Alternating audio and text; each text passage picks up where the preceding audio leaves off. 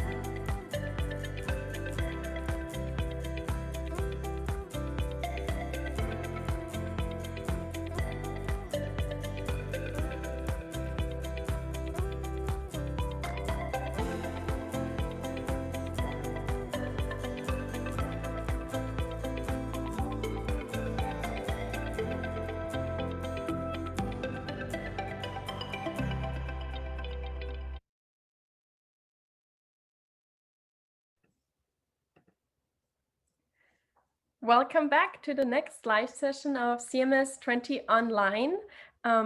This has been an amazing day so far, and I hope you're all enjoying all the talks as much as we are. I'm very excited for this next session.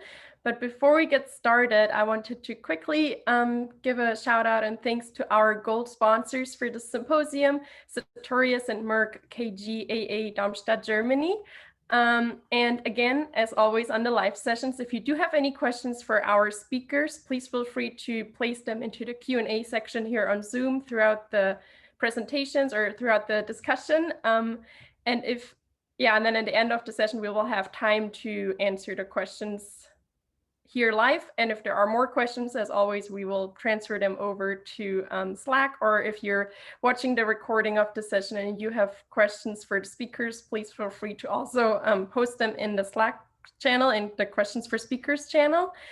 Now I'm very, very excited to introduce our panelists for this session. And if you are listening to the Cultured Meat and Future Food podcast, if you're a listener of that podcast, you might know some of them, because all of them have actually been guests before, and we will be sure to share the links to their podcast episodes also in the general Slack channel, so you can check that out later. But so we have Kate Kruger with us, who is from Helikon Consulting, and she will be moderating this panel. And then we also have Jordan Jones from WPI, and we have Martina Miotto from CellulaREvolution. And last but not least, we also have Daan Luining from Meatable joining us from the Netherlands. And without further ado, I'm now going to hand it over to Kate. Thank you, Anita, for the great introduction. And thank you everyone for watching today. I'm really excited to share with you a little bit about the conversation that we've been having around centralization and decentralization in cellular agriculture. A little bit of context about me. I run a small consultancy that focuses on cellular agriculture and alternative proteins on both the science and strategy side. So if you have any interests in those areas, please don't hesitate to reach out. With regard to our panelists, we're going to start with some brief introductions. So I'm going to hand the mic over to Jordan, who can kick things off. Thank you. So my name is Jordan. I'm a PhD student at Worcester Polytechnic Institute. I'm currently working under Professor Glenn Gaudet, and we are working on developing structured meat products such as steak using decellularized leaves as a scaffold.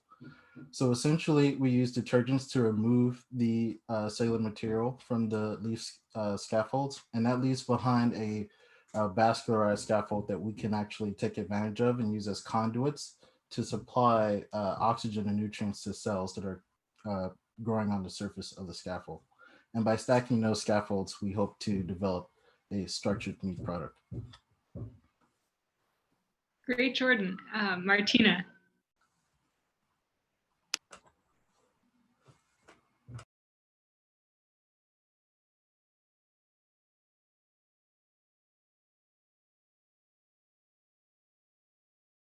I think Martina froze.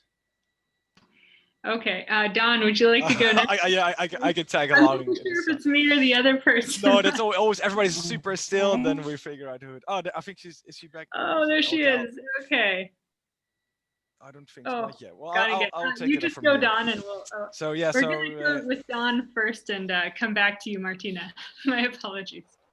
Great. So welcome. Good evening from the Netherlands. My name is Daan Luining. I am I'm a CTO and founder of Meatable, a cultured meat company here in the Netherlands that is developing scalable technologies for cultured meat development. I previously has been researcher with a background in cell molecular biology. I participated in Mark's post lab, so I don't think I need introductions here, with the first laboratory grown hamburger in the world, and afterwards joined the team of New Harvest as research director, which afterwards I founded Meatable here in the Netherlands.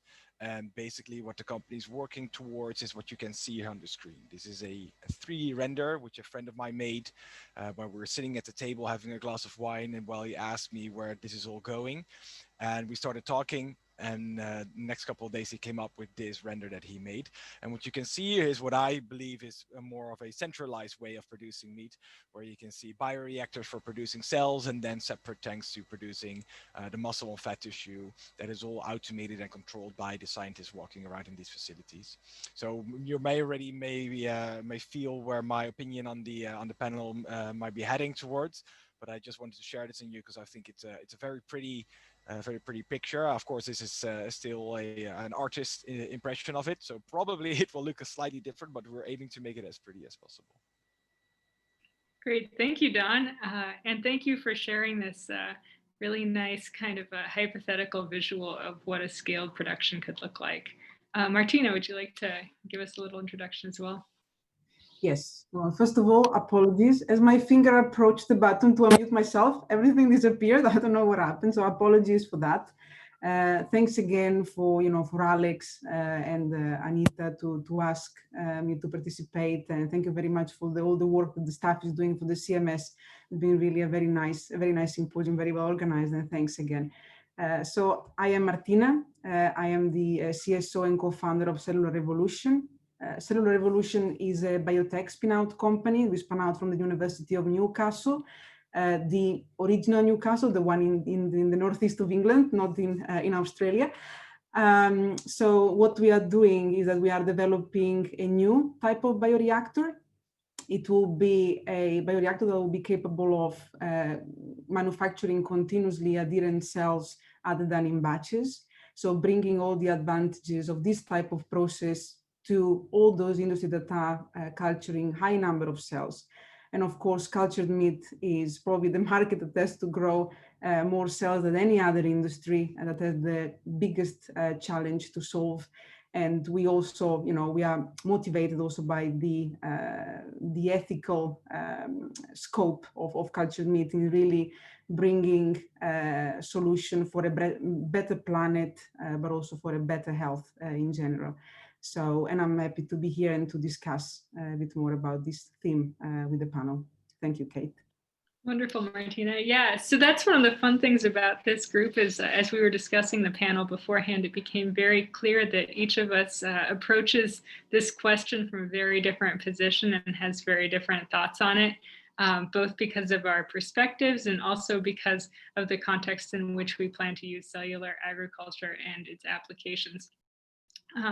So one of the interesting kind of points that was brought up was Martina had a bunch of really interesting numbers around cellular agriculture and how we can start to think about different scaling considerations. So I'm going to hand the mic back to her to kind of share some of those thoughts.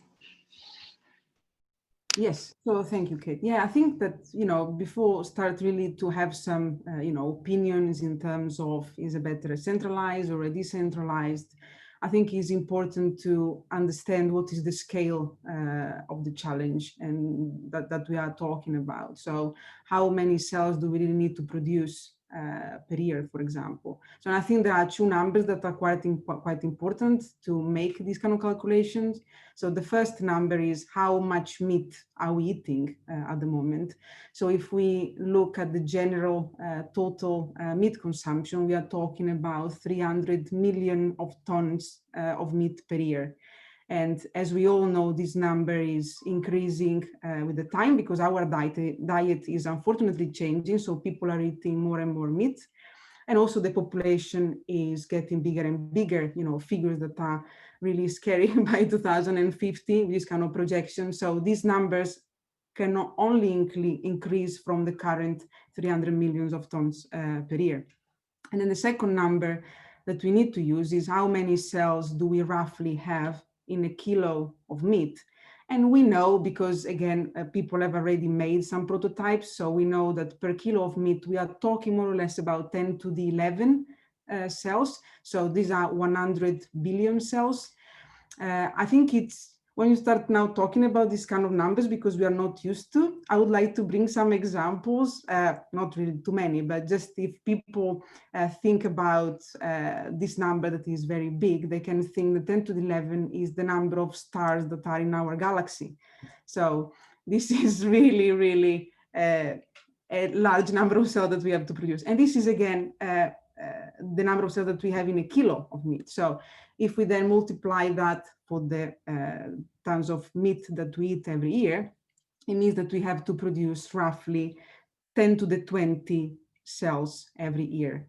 And if you want another example about 10 to the 20 that can help, it can be either another astronomical example. So we are talking about the number of stars in the observable universe, or if for people that don't really like much astronomy, we are talking about roughly the number of grains of sand that we have on our planet.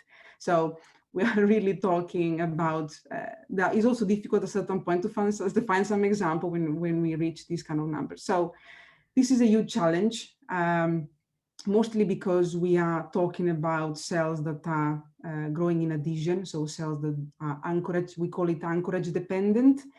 So cell that needs to bind to a surface to then be capable of proliferating. So I think it's easy then to start understanding the footprint of these kind of bioreactors or whatever, kind of machinery we want to use to expand these kind of cells to reach these kind of numbers. So yeah, I hope that was helpful. That was very helpful. Yeah, thank you, Martina. So one of the wonderful things when we start thinking about this, right, is we've got this huge number of cells that we're hoping to make. Different people have different ideas about how we'd like to make those.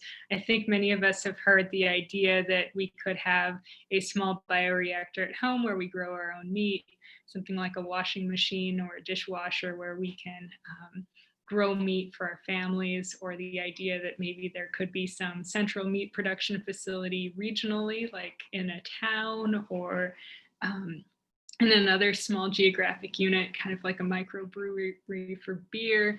But that said, it's really interesting to think about the possibilities, and all of these are somewhat in the distant and rather speculative future, which leaves us a lot of room to talk about what system might make the most sense in both the short term and the long term. What are the possibilities for this vision and where we could go?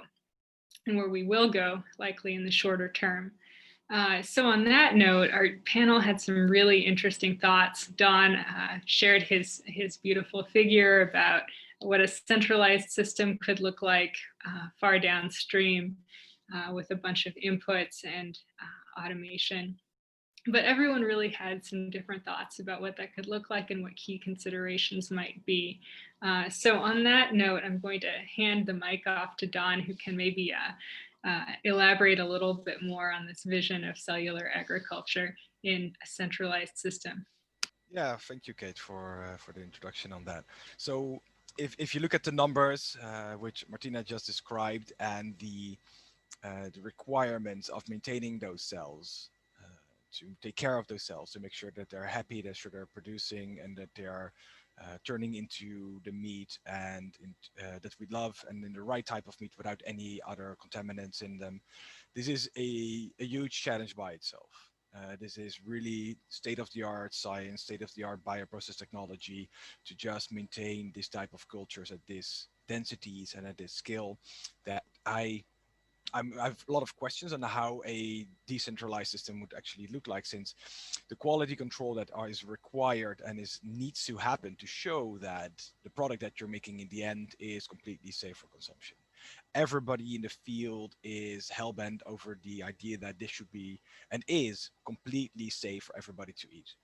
And as soon as you give such a complex system that needs to be monitored by experts out into the public, things might happen that are unintended for your population. There might be that people don't handle the reactor well, or there might be that the nutrients that you put into the in the system may get contaminated by improper handling. And this way, introducing a risk into public health. And therefore, I think a centralized system like the one that I showed, where you have this on large scale, where you can reduce costs for this, and where you can control the system on a day-to-day basis, where there is government-imposed quality control systems available and readily at hand, would make for a much more likely system. And I think I would like to take a step further. So if you could do this in major cities, right, since you don't need the grasslands to feed these animals, you don't need a specific location outside of the city, you can do this in a skyscraper. And what can happen then is what you have is a centralized food creating point inside of your city, where on the bottom floor you have your supermarket, on the second floor you have your hydroponics where you grow your vegetables, on the third floor you have your cultured meat production, and on the other floors you can have different types of ways of producing food. I think your Kate is probably familiar with Perfect Day, where you have cultured milk on another floor. So this way, reducing the transportation costs, again cutting on the carbon footprint of this production system. So I would definitely plead for a centralized system where I can see a future where people can still eat fresh, healthy food inside of a city without the cumbersome transportation needs from animals around the city. Great. Well, thank you so much, Daan. This is a vision. It's interesting that vision could happen either in a city like Singapore or in a place like Anchorage, Alaska, although the demand might be a little lower in Anchorage at the moment. So it's really cool to start thinking about what we could do if we could decouple meat production from land and from specific contexts that are required for its production.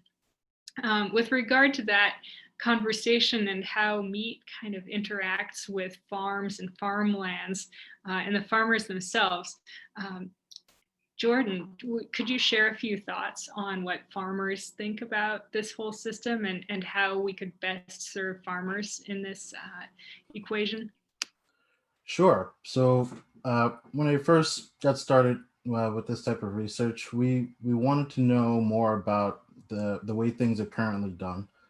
So we went out and we spoke to a lot of farmers and just brought up the subject of cultured meat. And a lot of them were a bit worried that, it being commercialized could lead to them being pushed out of the equation.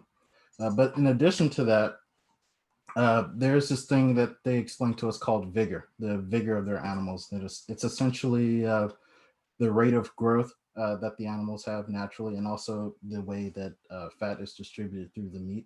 And I don't know how true this is, but a few of the guys that we spoke to they said that they knew their animals and the vigor of their animals so well that they would be able to identify what meat came from their animals and what meat did not.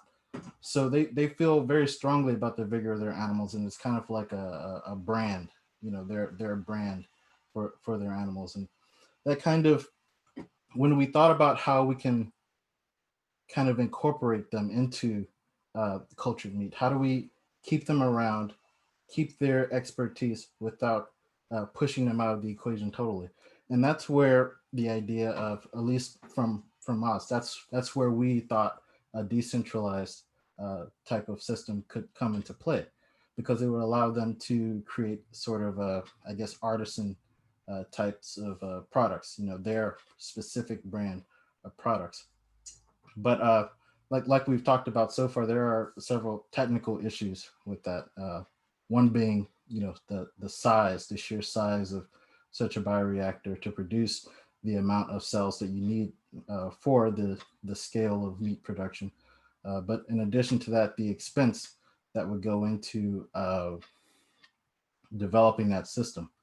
And also, I think Daan touched on this a little bit, but there's also going to be a sort of a training barrier for preventing things like contamination and things of that sort.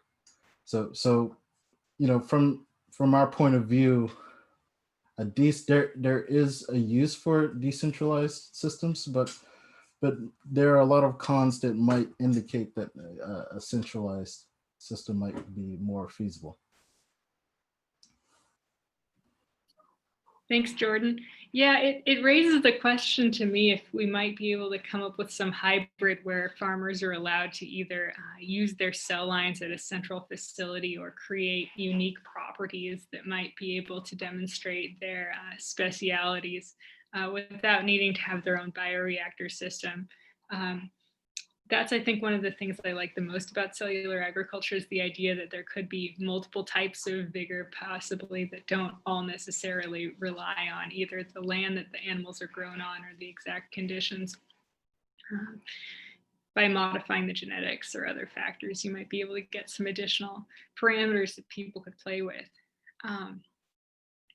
Within that realm, are there any specific traits that farmers would be able to adapt very easily with kind of the vigor metric to cellular agriculture production?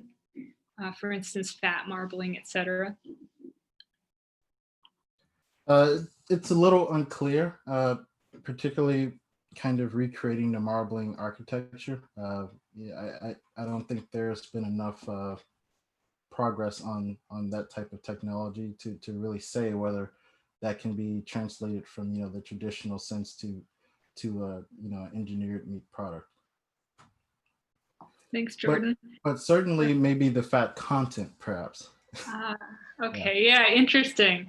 Yeah, that's one of the things that I'm the most interested in is types of fat too that we could incorporate. That to me seems like an easy add, would be to swap out chain length, for instance, on different fats, or stick in some omega-3s where we maybe don't have them before, create omega-3 eggs except for meat.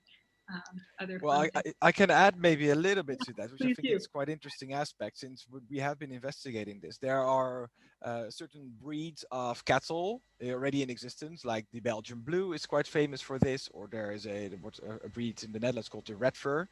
And these animals have, in the past, in their breeding, has gotten a myostatin deficiency.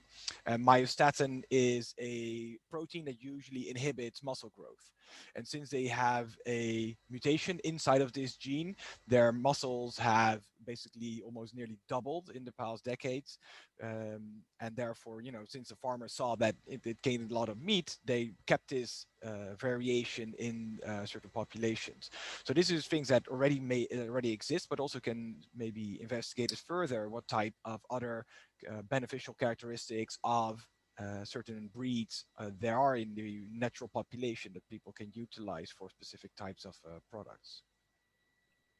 Thanks, Daan. Martina, are you and your team focused on any particular strategies? I know you and your team, if you could maybe elaborate on the technology you're using and what kind of specific traits that could kind of lead either in a centralized or decentralized system in terms of tunability. Yeah, sure, definitely. So we are still at a very early stage. So we're actually quite happy because we managed to keep our kind of timeline and reach our main milestone for the year, which was building our first prototype of our continuous bioreactor, which has been quite challenging also considering this kind of unprecedented situation. But you know, we managed, and now we are running tests like crazy to catch up with the time. So we are, it can be adaptable, I would say, for both.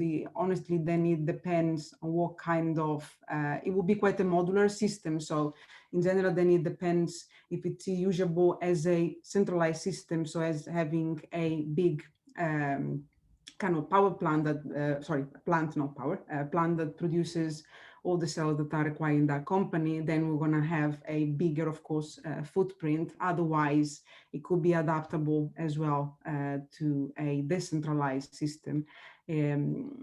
However, again, I think regarding in particular the topic, I think I agree, you know, with Daan in terms of, at least for the beginning, you know, we don't know exactly what's going to happen. The regulatory system is being built at the moment, is a completely new product. There are a lot of challenges to address. So we are not going to produce those numbers that I mentioned before in the beginning. So it makes total sense that, in my opinion, we will start with a centralized system.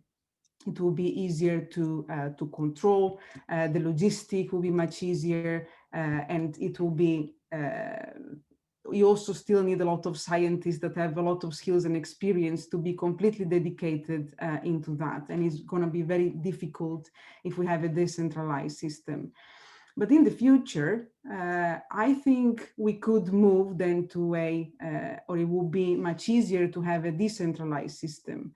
I think in general, there are a lot of industries that are, I'm not a business person, so I might say something that is not completely true, but I have, you know, I know that there are a lot of advantages also in having decentralized systems in terms of flexibility of your process.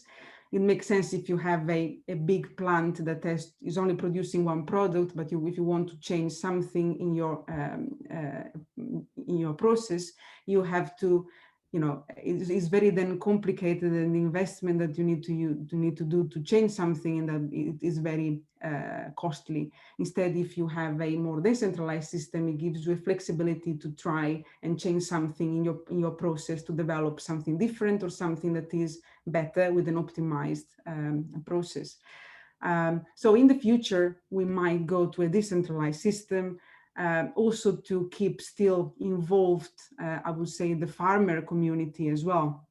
So also, as Jordan was mentioning before, knowing exactly their animals so they can have great inputs.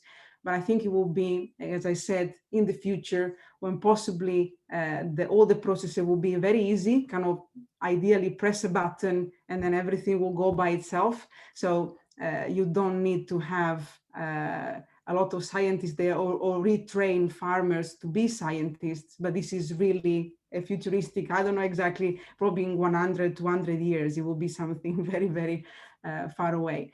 But yeah, regarding what sorry, I kind of changed a bit, Kate, from your question, but from what we do, again, is quite adaptable to both. It's just a matter of scale, honestly.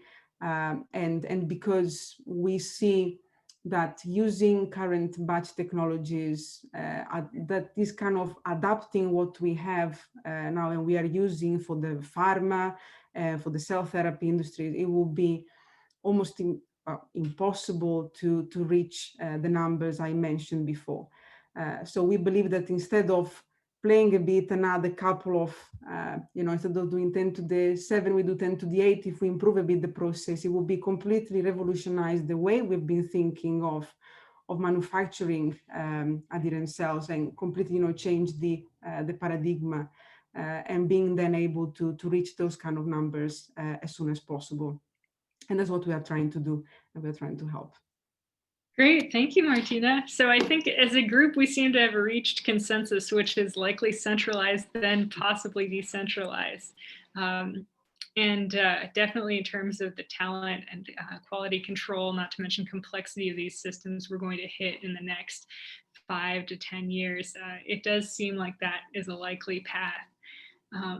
One kind of idea that I've wondered if it might be relevant in future years is if cultured meat production may be anything like insulin production, where we went from the stage where we harvested insulin from animals to making it in different organisms. And then today we're at the stage where we do start to have some grassroots movements to produce insulin through local means. But despite all that, because of the essential kind of nature of really intense regulation for the biopharma space, most of it is still provided centrally through highly regulated processes. But that does raise the question with the cellular agriculture space as to whether or not regulation will be the same as biopharma, which seems extremely unlikely, despite the fact that in the United States, regulation is set out to be dual, both through the Food and Drug Administration pre-harvest and the Department of Agriculture post-harvest. So with that dual regulation system, it is true that at least for the first stage of the process, the Food and Drug Administration will need to approve cellular agriculture meat products. However, what exactly that regulation looks like is still a big unknown. And so on that note, I'm going to kind of open up the stage to our panelists to talk about the effects of potential regulatory implications for centralized versus decentralized systems. Daan had some interesting thoughts on this thing. Yeah, so where to start? Yeah, so the problem is when you do it decentralized, when you're doing it in smaller groups, it becomes harder to ensure quality. It becomes harder to ensure safety, since then already understaffed inspectors of these sites will have to visit more and more frequently these types of maybe smaller facilities, or even people or manufacturers, own users at home. And it just seems very unlikely to me. I would agree with Martina that maybe in the future, when we have better control over these systems, when we have better knowledge on actually what makes everything tick, and machinery is also reduced to a affordable cost level. Since what you see now when people are creating prototypes in the field, that usually these costs are inflated. They're saying, oh, it costs so much per pound, so much per kilo, which seems outrageous.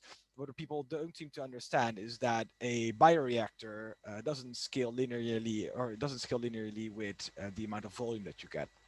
So the bigger the volume that you get from a bioreactor, the less you pay per liter of bioreactor that you get. And right now, if you have a system that can do 100 or 250 liters, the price of that is just slightly more than something that do 10 or 5 liter, because most of the mechanics, the sensors, the motors, all that stuff, those costs don't change. So first, what we have to do to actually get to a decentralized point is to make sure that the equipment that people need to be controlling or need to be trained in, because usually these are not common tools that people are accustomed with, that these costs also come down to make this actually a reality. So therefore, I think if you do this the bigger batch, the added cost per sensor to the volume that you actually produce will become insignificant, and therefore will be affordable. So it's a multitude of aspects that you have to take into account. And safety, of course, is one of them, but also price point, training. So it's so multidimensional, and that is also a thing which are, of course, a lot of people really enjoy about this field, is that it is so multidimensional. It is bioprocess engineering, it is tissue engineering. But now for a decentralized system, you have to have people that can do either be multidisciplinary, like extremely multidisciplinary, or have a lot of people going into this field and basically for being farmers by themselves, but then the revenues from it will be extremely challenging. So it's a great dot on the horizon to believe in a future where we can all be owners of our own food production. And I think there's definitely something to be said on that point, where people become more self-sufficient and you don't require vast monocultures or or these kind of practices, that you can be more owner of your food production. But for now, I think I like to press down on the fact that safety is number one. I think in the field in general, and to secure that and to build trust in society, I think we first have to get a system that is centralized and that is regulated up to a standard where people will get more trust in and what we're doing, and see that this is actually a reality, and it's just as fine as normal meat. So in the future, we're going to have a variety of cell scientists, technicians then in the field of cellular agriculture. So not just the regulatory folks, but entire teams of scientists potentially that can meet these needs. So ideally a new career field in general. That would be great.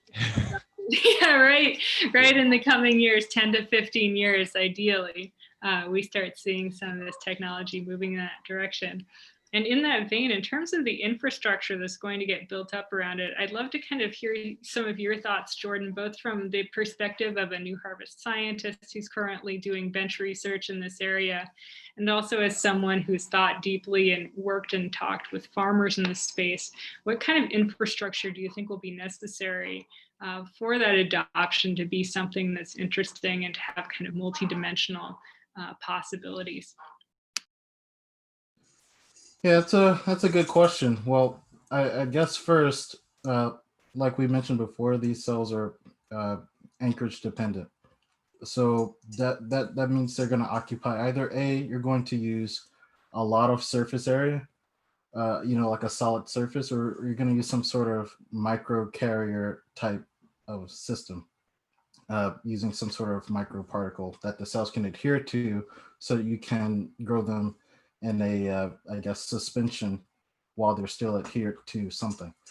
So as far as the infrastructure, as far as building the systems, you're definitely going to need a large area, a lot of materials, definitely a lot of the cell medium that the cells will need to grow in.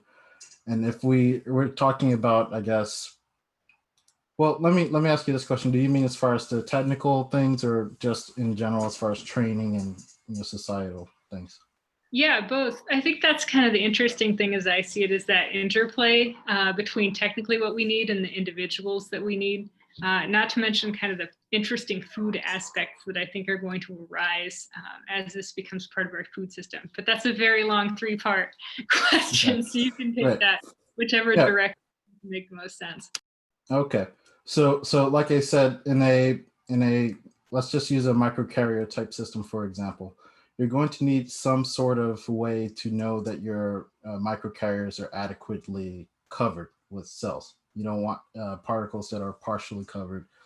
So you might end up with a system that's kind of multifaceted, or maybe have multiple chambers, one of which is for proliferation, where you have cells that are being attached to the microparticles, and you're essentially checking to see if those particles are sufficiently covered with cells. And then from there, you might move on to a separate chamber where you actually differentiate those cells from the satellite cell precursors into the differentiated multinucleated myocytes. And then I guess you could take that a bit further if you're going to, I guess, look into more organoleptic qualities like texture and things of that sort. You might even want to look at things like electrical stimulation to ensure that the cells are functional in order to induce some sort of hypertrophy, things of that sort. And I guess that's kind of the different parts that kind of system might need. And that's particularly, and when I talk about this, I mean, I'm speaking from the point of view of a ground meat product. A structured meat product like steak is going to be a little bit more complicated for a lot of reasons. One of which is the lack of a vasculature network in a thick tissue layer. But sticking to the ground meat products, if we look at from it more so from the societal point of view, let's talk about farmers first.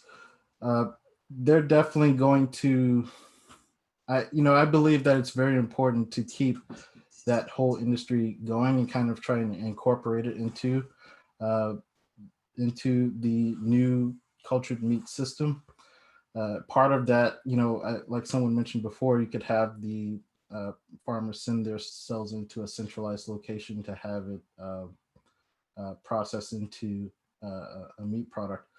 But it isn't quite that simple, particularly with the cell isolation process. A vet has to actually acquire those tissues and ensure that they're not contaminated in transit from going from the animal into some sort of receptacle, and also you have to ensure that it's properly preserved or kept fresh on the way to the facility. But also I think there are a lot of other societal issues, post production of the meat.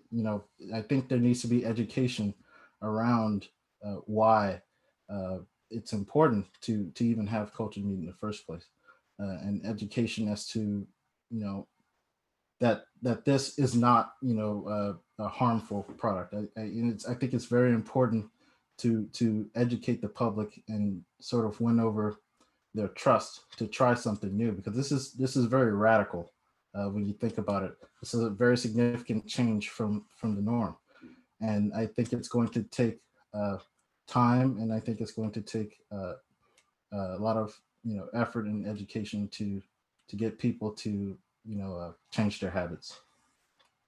Agreed. Yeah, this new era of food reminds me of kind of the next wave of the kind of 1960s food revolution that brought us extrusion food and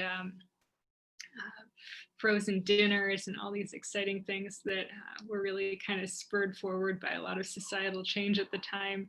And hopefully the rise of concern about global warming, increased sustainability, increased need to reduce our force on the globe will ideally drive some of these changes where we can start seeing cultured meat become something that's adopted a little bit more at scale as these technologies come online.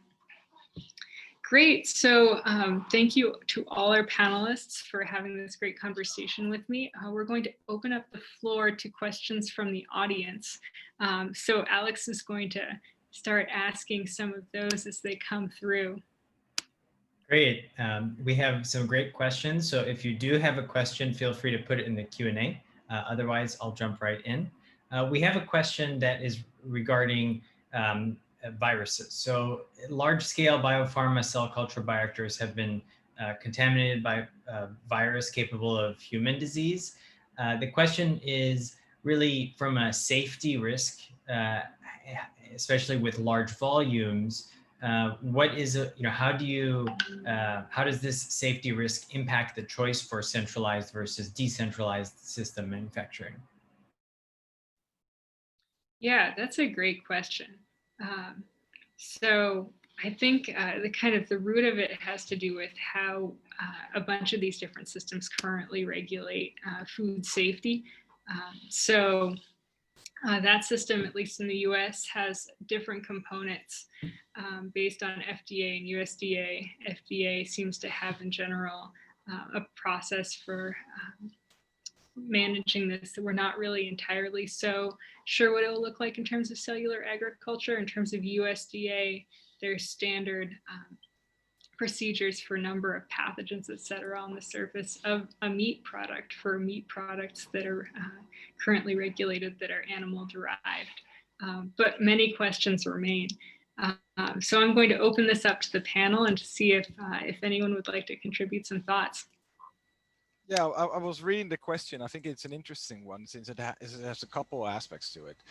Because I'm reading the question also myself, but there is I think what Brian is trying to convey also, one of the things he said is the event of contamination of the culture broth. So I think what people should realize is that, of course, contamination by foreign particles, viruses, or bacteria is, of course, going to be a huge topic in this field, especially since because as soon as you get an infection, there is no product anymore. All your cells will perish. It's not that they can survive and then it will end up into a muscle product and then it will end up on the shelves. As soon as my cells contract an infection, they all die. There is no product anymore. And this is very clearly visible when you're doing the QA and the QC on the performance of your cells. You immediately see oxygen consumption up, since usually these pathogens, or down if it's a virus, because they kill all your cells. So what then happens is that you then normally you have a protocol for waste stream management where you have to kill off all the waste stream coming out of your bioreactors. You do it either through sterilization by filtration or through autoclavation. For autoclaves with high temperature, but that's I think also the benefit of doing decentralized. The chance of actually something ending up in the end product is going to be very small, since there's very little chance that it goes undetected. The event of an infection is so catastrophic for your process that it's going to be very hard to continue. And then what, of course, you then have to do is to make very good protocols on how to deal with the stuff that actually comes out of your reactor, and then how you deal with the rest of cleaning of the plant.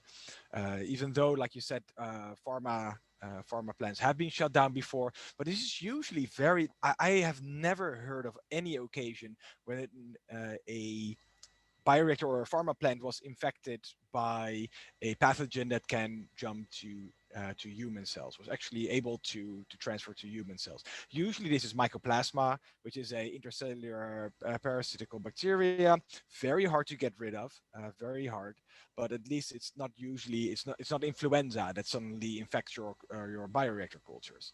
So I think you can create a safer aspect to producing food, instead of what we have seen now, the zoonosis happening all over the world. And it's very hard to control all the animals that you have in a farm for zoonosis.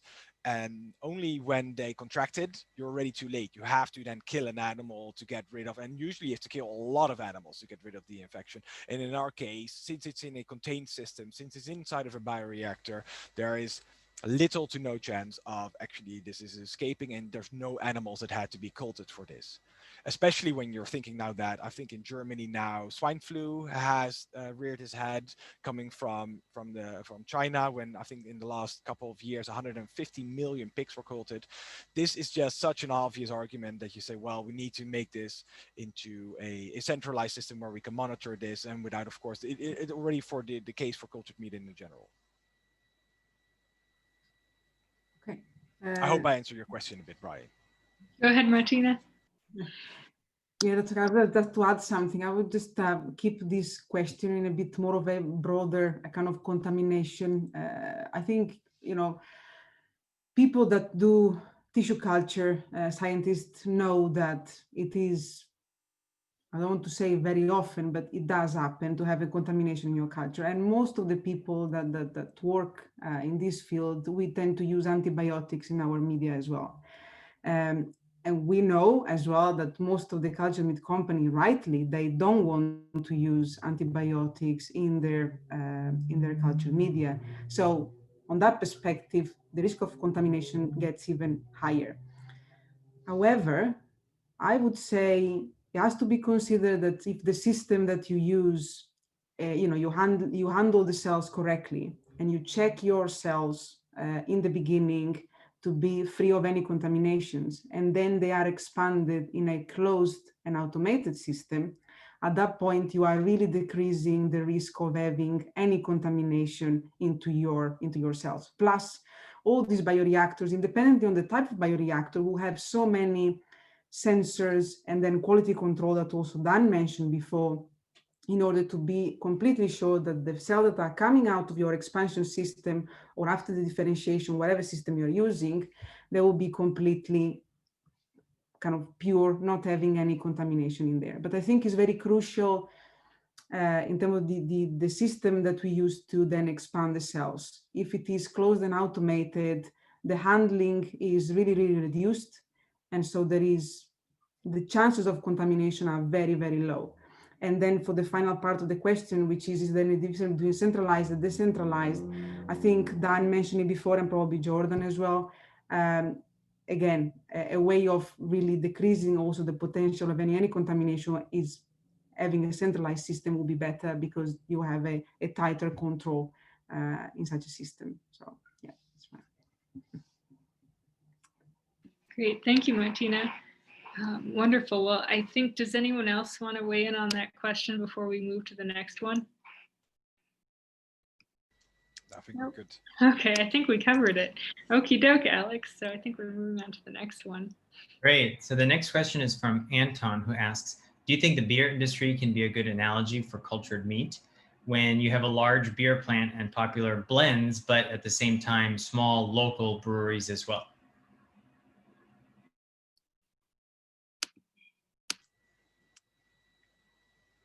It's a good question. Okay, you're the famous Zoom thing. You're on mute. So I think it's a very good question, because there is, of course, large parallels to be had when it comes to beer brewing. I do think that the chances of something going wrong in beer brewing are less impactful, since you have a bad batch of beer. It's not probably that you can maybe you have a sore stomach, maybe at the best, but in this case you can still have beer. It's a pretty natural process, right? It's very natural. You can basically, how they used to do it, I used to be a distiller in a different life, so basically how they made beer in the Middle Ages, they had bathtubs and natural yeast would fall out of the sky and ferment the beer. This can never happen in cultured meat. There's not suddenly some cells falling in a bioreactor creating cultured meat. So it is a very tightly controlled system. So there is parallels, but as soon as you are going a little bit further into the process, it breaks down. Sure, I can foresee it. Is it likely anytime soon? Not so much. I can definitely see there being some parallels in the technical sense, particularly when you talk about microcarrier based bioreactors, where, like I said, you have maybe a large vat or something like that, where you have your cells that are adhered to the microparticles and they're kind of flowing around inside of it. And you could definitely have multiple different vats, each one with a different kind of cells from a different source, maybe, or some other characteristic change in as far as how the cells are grown, or maybe the media component. So I can definitely see a lot of technical parallels there that could be implemented in the future. But emphasis on the part in the future, I think there are a lot of technical challenges that need to be overcome first before you can look into diversifying the product portfolio, I guess. Agreed. One parallel I do see is, I think it's almost certain that if there were a decentralized system at some point, those products would likely be much more expensive than any kind of centralized production. But that also, I guess, holds true for beer, but probably in an even more extreme sense if it were to occur for meat. Great. I think that's our consensus on that one. Great. So the next question is from Luke, who asks, when talking about educating the public, how do you balance benefits without overstating? We've seen some of the pushback against GMO stemmed from overstating the benefits. Yeah, I can definitely see how that could cause some problems. You brought up GMO. That's one of the biggest questions that I get in regard to this type of technology. And what's important on that front is to emphasize that this is not GMO. This is simply removing cells from the animal and then culturing them in the lab setting, or in the future a large bioreactor that can then be coalesced into a product. There is no sort of genetic modification going on. But as far as overstating the benefits, I mean, it's important that people understand that the way we get our food now is unsustainable.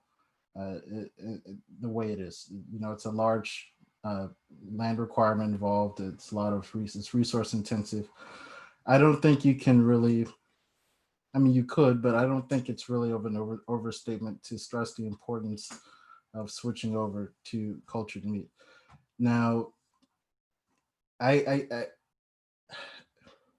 yeah, I think that it's not much of an overstatement to emphasize that. But a lot of the other, it's important to really focus on those. I'll just put it that way. Really is important to focus on the fact that the way we currently do it is unsustainable, and that in the future there will need to be some sort of change. So what's important is that we start working on it now and to work out all the bugs to really overcome those technical challenges so that we can come to a more sustainable solution in the future. Thanks, Jordan. Yeah, clear tech plus clear communication seems like the path forward on that one. Great. I'm going to put you on the spot again, Alex. I think we're ready to move to the next one. Great. The next question states, in a decentralized system with many manufacturing sites, how would the release and certification be performed at these remote sites? What level of documentation would be, should be required? Well, I can speak from personal experience. There's a lot of documentation required. It is no joke. And this is not abnormal for any food that we are producing. Every food that we eat, at least I can speak only from the regulatory body that I'm closely related to, which is Europe, it is tightly regulated. There are very till none things in the supermarket that have not gone through rigorous testing procedures, have to show rigorous documentation steps, how the things were produced, even stuff like food contact material, which is, for example, the bioreactor. The material that what we're going to use for bioreactor has to be deemed food safe, has to show documentation on if it's produced by the producer in a way that is fit for use in food. So the amount of paperwork that everybody needs, not only us, but the whole entire food industry is quite extensive, and for good reason. And therefore, I think my concern of having decentralized systems, have these people doing all that kind of work to show that their entire process is up to standards, seems quite a steep hill to climb.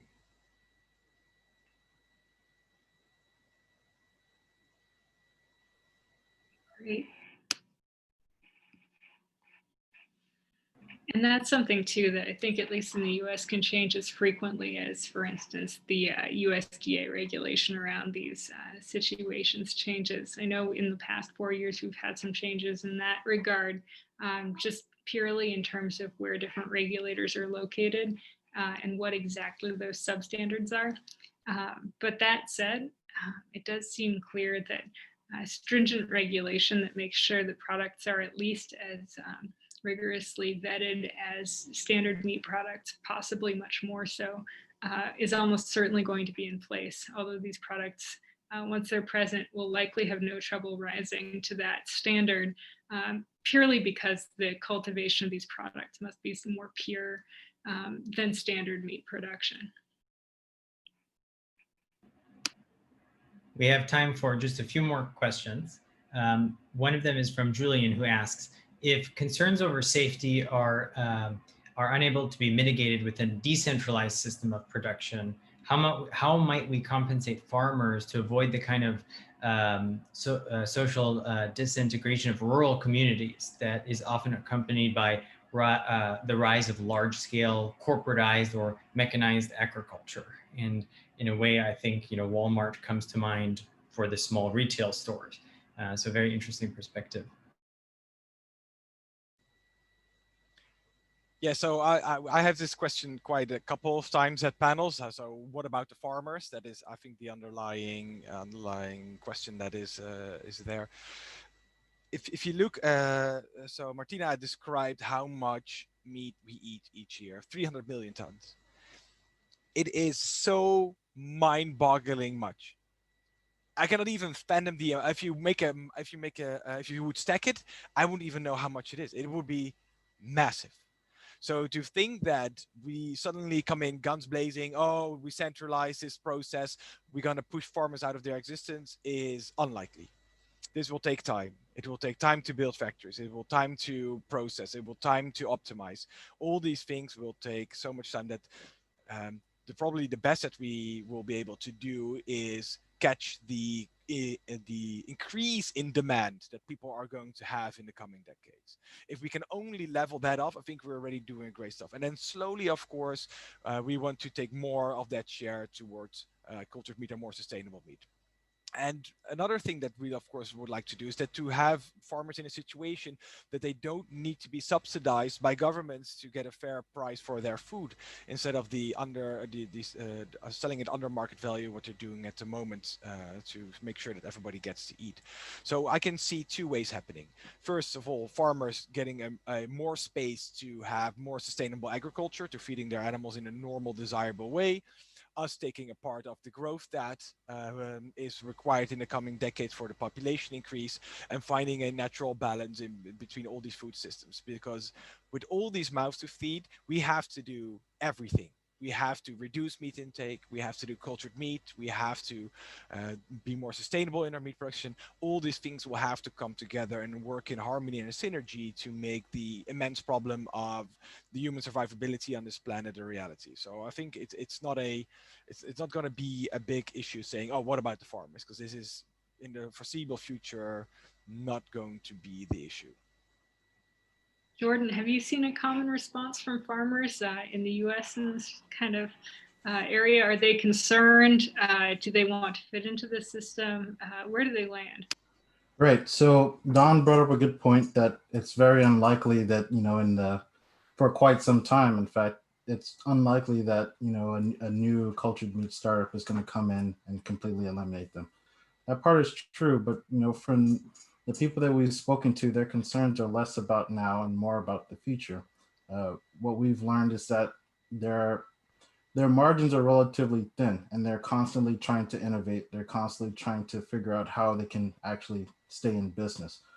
So any reduction in the amount of money that they bring in is actually quite devastating to them.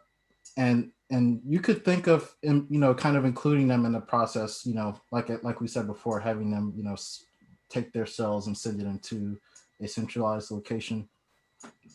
But the concerns that we got from talking to them were, well, sure, right now that kind of agreement could work, but who's to say that 100 years from now, 150 years from now, the business decides, well, we can raise our own animals, so we don't need you anymore.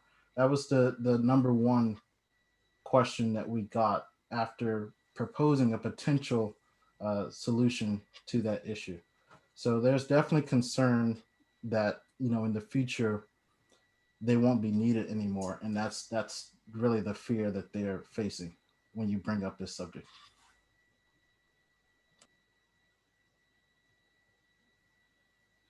Great, and that's it for time, although we do have a couple more questions in here, so we'll be sure to transfer those over to the Questions for Speakers Slack channel. Thank you very much. Great, thanks so much, Alex, and thanks so much to all of our panelists. Thank you so much, Kate. Thank you, Alex and Anita. It was a blast. I think I'm going off to bed now since it's already 10 over here. Thank you so much for having me, and hopefully see each other in the future in person again. Yeah, sure. Thank you again. Thank you. Bye. Thank you all so much. This was a really interesting conversation. And for what's happening next is we have, again, 30 minutes of a break. So be sure to get yourself a coffee or whatever and get comfortable. And we will see you back in about 30 minutes for our next presentation, which is with Brian Spears from New Age Meats. And Brian will talk about how the definition of meat is changing. So that should be a very interesting conversation as well. And I hope to see you all again in 30 minutes. Thanks for joining this session.